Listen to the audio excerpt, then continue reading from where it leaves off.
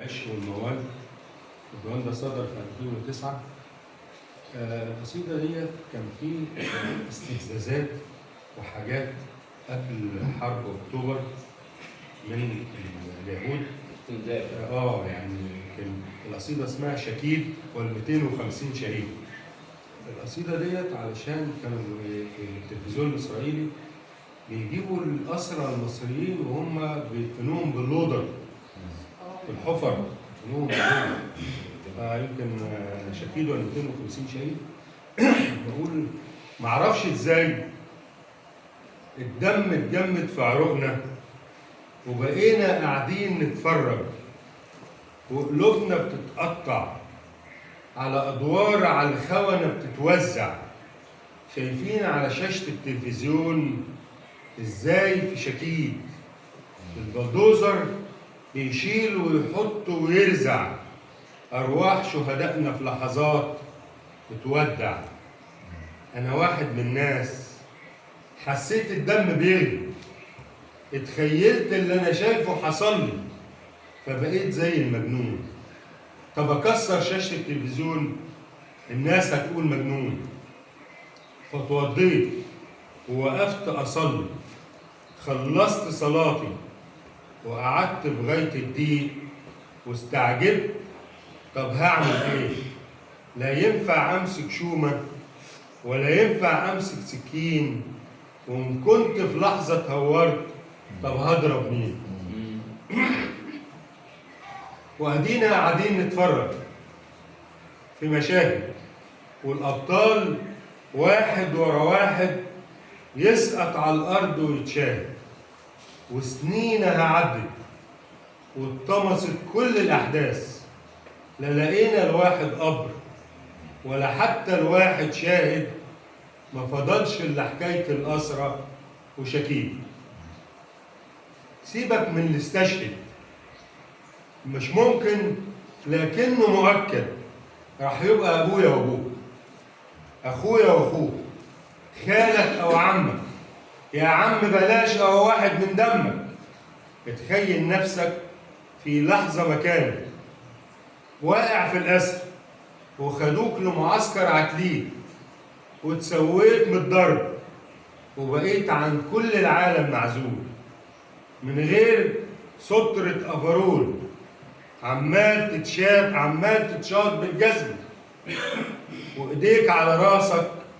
استحضر احساسك وانت بتتعذب قبل الموت وخسيس سايقك بالشلوت. اتخيل عيل لسه مجند جايبينه ويتعلم فيك ضرب النار، والاول يديلك بالدبشك علقه ويقول لك احفر قبرك، تديله تمام يديلك طلقه تسقط في الحال، وبرجله يشوطك في الحفره ويرش عفاره عليك ويهش عفاره برجله عليك، ويسيب الدبان المتوحش الازرق عمال بيشيل ويحط عليك.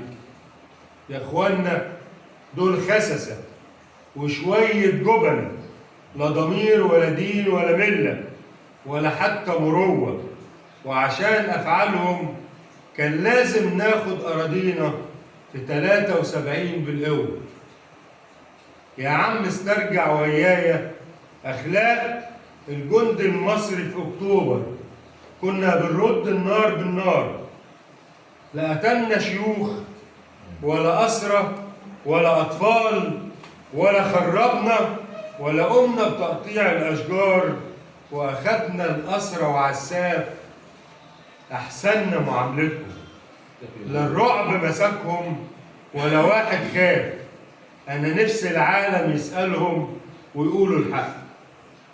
يا اخوانا ده عصابه ان حاربوا لازم يتداروا من ورا جدران او في حصون، وده شيء مش من عندي، ده ايات في كتاب القران.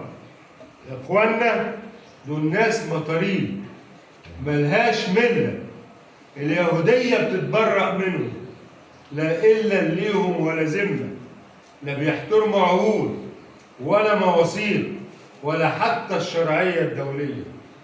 ونهايته مطلوب نتحرك ونطالب بدماء الشهداء، ونحقق في شتيد وآلاف مقصور وشهيد، ونحاكم أبناء الخنازير والقردة، نرفع صوتنا للعالم كله.